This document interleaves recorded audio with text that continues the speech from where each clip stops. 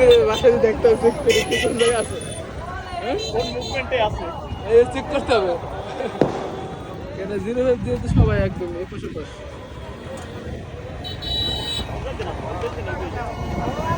আমাকে ঘুরে আমার গাড়ি নেবো না একবার মাথা দিয়ে ওটা দিন আমার শুরু করে কি বলবে আমার কাছে একদম ওটা দিন হাঁটিয়ে যাবে একটু